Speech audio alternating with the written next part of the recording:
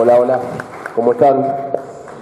Bueno, a ver, primero, generoso Mariano con las definiciones, metió un poco de presión, así que vamos a tratar de estar a la altura, agradecerle la invitación, bueno, a él, a Toti, a Jesús y a todo el equipo de Cambiemos de Malvinas que nos ofrecen su casa y de verdad es un placer estar acá compartiendo.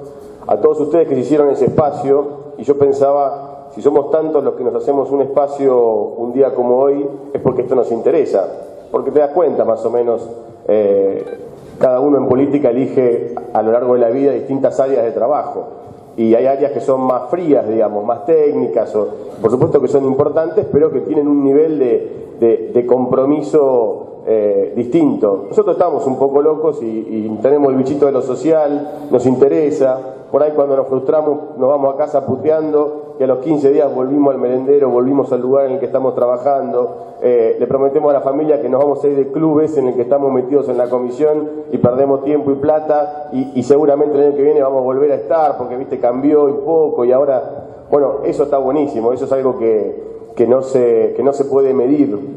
Y recién escuchaba a Josefina hablar de números, yo le voy a decir muy pocos números, pero ¿saben por qué podemos hablar de números en temas sociales? Porque recuperamos el termómetro. Ustedes se acuerdan que el termómetro de lo social y de muchas otras cosas en Argentina, que es el INDEC, hubo alguien que se le ocurrió una idea brillante, dijo, en vez de bajar la fiebre, rompamos el termómetro y listo, y el paciente está impecable. Mauricio Macri tomó la decisión política de fondo de recuperar el INDEC, se jugó, puso la cara y dijo, evalúen mi gestión por los niveles de pobreza. No por la cantidad de kilómetros de autopista, no por la cantidad de exportaciones, evalúenla por los niveles de pobreza. Por eso nosotros tenemos que acompañarlo y estar a la altura de ese compromiso, porque es uno de los compromisos más valientes que yo he escuchado del 83 para acá. En números, y esto es para tener una foto, no es ni para deprimirse ni para angustiarse, pero es para tener la foto. Como dijo bien Josefina, hoy tenemos un 25% de pobreza en la Argentina, pero en el caso de la provincia de Buenos Aires el dato es que el 40% de los pobres de la Argentina residen en la provincia de Buenos Aires. El 35% de los pobres de la Argentina están en el conurbano. Este fenómeno demográfico, social, urbanístico, que, bueno, Jesús ha sido intendente, está Mauricio, saben de lo que hablo, tiene una particularidad muy distinta. Y hubo un gobierno que tuvo la valentía política y una gobernadora que se puso al frente de ese reclamo, y hoy la provincia de Buenos Aires recuperó algo que históricamente le correspondía y que es justicia social en el sentido más estricto, que es el fondo del conurbano, que no es ningún privilegio como algunos han planteado, y a veces son discusiones que tenemos con amigos de otras provincias. Tiene que ver con una realidad de la Argentina, que hace muchos años que no tiene política de población y que generó este fenómeno y tenemos que darle respuesta. Y cuando hablamos de números de pobreza, a diferencia de otros números, hay que entender que atrás hay gente de carne y hueso, que sufre, que vive, que le pasan cosas. Entonces es un número muy distinto de manejar. Ahora, también es cierto que estamos en el camino, porque la pobreza empezó a bajar lentamente. Por supuesto que esto no es algo que nos deje conformes ni cerca, no es algo que nos permita relajar, pero lo que digo es entender que estamos en un camino y que es por ahí. Y que pobreza no tiene tanto que ver, recién Jesús decía algo muy interesante, que es ¿qué hizo el gobierno anterior respecto de la pobreza? Básicamente transfirió plata. Si uno revisa los números de los últimos 14 años, hay transferencias enormes de plata a los sectores más vulnerables como tal vez nunca haya habido. Ahora, eso no tuvo el impacto real porque no hubo acompañamiento. Y porque la plata fue las personas, pero no fue el entorno. Ustedes saben que ya hace bastantes años en el mundo la pobreza no se mide solamente por cuánta plata le entra a una familia todos los meses. Ese es un dato. Pero si vos vivís a 8 cuadras de barro de la Salita, si no tenés vacante en la escuela, si el colectivo pasa lejos cuando quiere, si te inundás, si tenés que pagar... Yo otro día en un barrio José Cepaz hablaba con algunos vecinos y veía algo que a veces... Por ahí, cuando los medios de comunicación hablan del tema tarifas y demás, no tienen en cuenta. El verdadero tarifazo lo vienen pagando los pobres hace muchísimos años, cuando contratan un camión atmosférico, cuando tienen que comprar una garrafa, cuando pagan todo eso mucho más caro que si tuvieran accesibilidad y servicios, cuando tienen que tomar un remis trucho porque no hay nadie que lo lleve a esta estación de tren. Digo, ese es un costo que está metido, que está escondido, pero millones de argentinos lo viven todos los días, sobre todo en la provincia de Buenos Aires. Por eso la inversión en infraestructura es récord y es histórica, porque es una manera también de luchar contra la pobreza, que llegue el asfalto, que llegue la cloaca, que llegue el pavimento, que esperes un colectivo en condiciones de dignidad, como te puede pasar hoy en el Metrobús acá cerca en la Ruta 8, y no en el barro oscura rezando que no te pase nada. Digo, eso es una realidad, y voy a lo que tenía ganas de decir. Todos los que estamos acá tenemos un montón de responsabilidades y de funciones, pero hay una que me parece, y yo cada vez que me encuentro con concejales, con líderes sociales, con personas que trabajan en esto, lo refuerzo, porque aparte somos parte de un gran equipo. Hoy los que estamos acá estamos convencidos de que este es el camino para la Argentina y la provincia. Nosotros tenemos un rol que es poder transmitir esto en nuestro pequeño círculo, en nuestro pequeño lugar, en nuestra cuadra, en nuestro club, en nuestro bar, en la sociedad de fomento. A veces nos pasa, y digo esto por las semanas que hemos vivido, me escribió gente en las últimas 2 semanas, que no me escribía hace un montón, alguna preocupada, otra preguntándome cuánto iba a estar el dólar, como si yo tuviera idea de eso, ¿no? Pero alguna exnovia que quería saber no sé qué cosa del dólar. Yo, no me llamaste en 15 años, me escribís ahora. Y la verdad es que a veces nosotros mismos entramos a discutir temas que nos impone la agenda, no sé si la mediática, la de círculo rojo, como se llama, pero entre nosotros empezamos a hablar de eso y perdemos el contacto con la gente. Y por eso fue una gran cosa el timbreo del sábado pasado. El timbreo del sábado pasado, y lo compartí con otros ministros, con gente que estuvo en otros distritos, fue una carga de energía tremenda, porque no sé a ustedes qué les habrá pasado, pero en general salimos a tocar timbre, a escuchar a la gente pensando, vamos a pasar el peor sábado de nuestras vidas, se nos va a venir el fin del mundo, y por supuesto que había gente preocupada, había gente que tenía problemas, había gente que tenía angustia, pero no era lo que veníamos viendo, lo que veníamos suponiendo en esos últimos 10 días. Al contrario, mucha gente diciendo, yo la estoy pasando mal y entiendo, pero los bancos no le aflojen en esta. Porque también hay una lectura, y por eso ese contacto diario con la gente creo que es enriquecedor y a mí por lo menos me llena de energía, pero digo, este rol que nosotros tenemos, que es poder contar, y como se dijo recién acá también, desde otros sectores se quiere instalar que este es un gobierno que gobierna para los ricos, y se repite eso en la tele, se repite en la radio, y pintan las paredes, etcétera.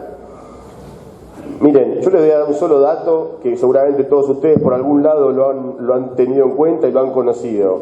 La provincia de Buenos Aires tiene 1.700.000 chicos y chicas que todos los días comen en una escuela pública de la provincia de Buenos Aires. O sea, el 10% de la población de la provincia, un poquito más, come en un comedor del servicio alimentario escolar. Esto nunca fue tema de agenda. Métanse en Google, métanlo en las campañas, revisen la del 2015, si algún candidato planteaba este tema. No era tema de agenda. 6 meses de deuda cuando llegamos, 6 pesos con 30 por chico para almorzar. Esa era la agenda de los que decían que había pobreza como en Alemania y los que decían que se preocupaban por los que más necesitaban. Bueno, María Eugenia Vidal tomó ese tema y lo puso en la agenda. Aún a riesgo, porque ustedes saben, cuando uno pone un tema en la agenda pública, siempre genera, siempre es más fácil hacer la plancha y quedarse escondido.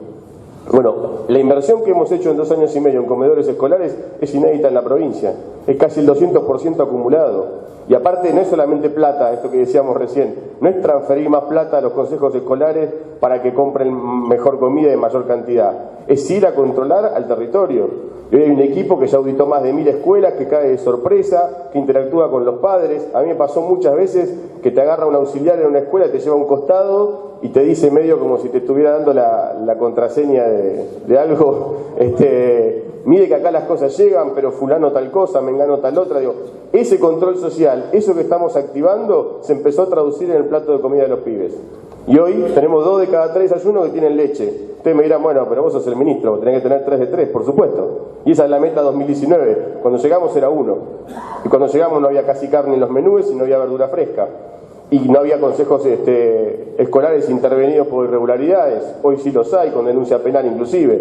Digo, esa es parte del trabajo que honestamente les digo, no se puede hacer solo desde un ministerio, no se puede hacer solo desde un equipo de funcionarios. Tiene que ser el día a día de esta fuerza enorme de salir, caminar y lo que nos llega a ir y ponerlo para empujar. Y después, por último, así no le saco tiempo a Toti, y después preguntemos, charlemos, ¿no? Lo que quieran. Esta lógica de Estado, y todos ustedes la habrán vivido, que sale del escritorio y va donde tiene que estar. porque todos sabemos que los operativos que se hacían eran o de una agrupación política, o a mí me pasó en muchos lugares cuando íbamos con el Estado en tu barrio que te decían, pero si este año no hay elecciones, ¿por qué hacen el operativo? Y van a volver y nadie te cree, vos le decís que vas a volver y no te creen hasta que volvés. Porque ese compromiso, ese generar la confianza, que se cuesta mucho en generarla y se pierde muy fácil. Y también nosotros tenemos una responsabilidad de estar atentos que esa confianza no se rompa, porque a veces un pequeño detalle, un gesto equivocado, un comentario a destiempo rompe un laburo de muchos años para consolidar algo que para nosotros es fundamental. Pero cuando vos llegás a un barrio con una oficina del Estado, te quedás, no hay puntero de por medio, no hay nadie haciendo cosas raras, empezás a generar. Eso no es para los más ricos. Los más ricos ya tienen DNI. Los 48.000 pibes que no tenían DNI y estaban en la escuela primaria no salieron de un zapallo. Eran y son pibes pobres de la provincia de Buenos Aires a los que el Estado ni siquiera había sido capaz de darles el derecho, o uno de los derechos humanos más importantes, que es el derecho a la identidad. Y después no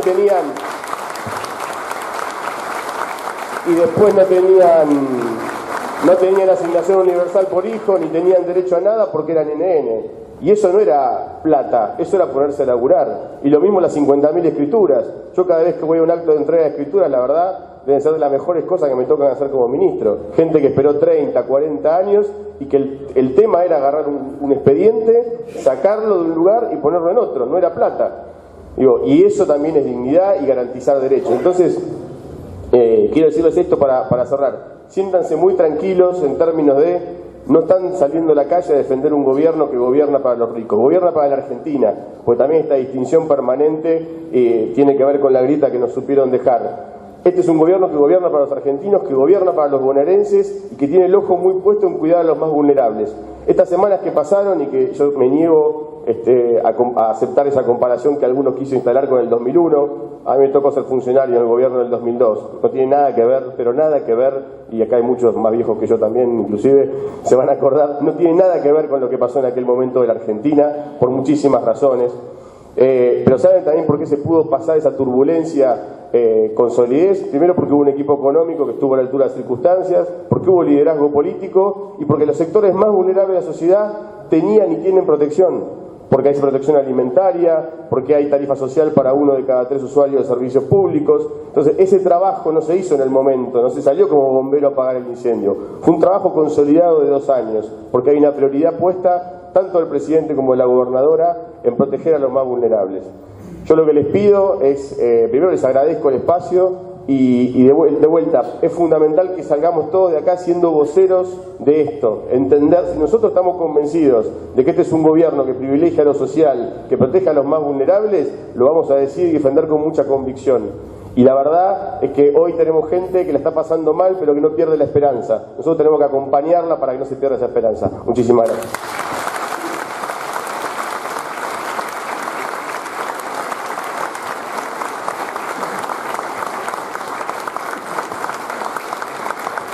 Bueno.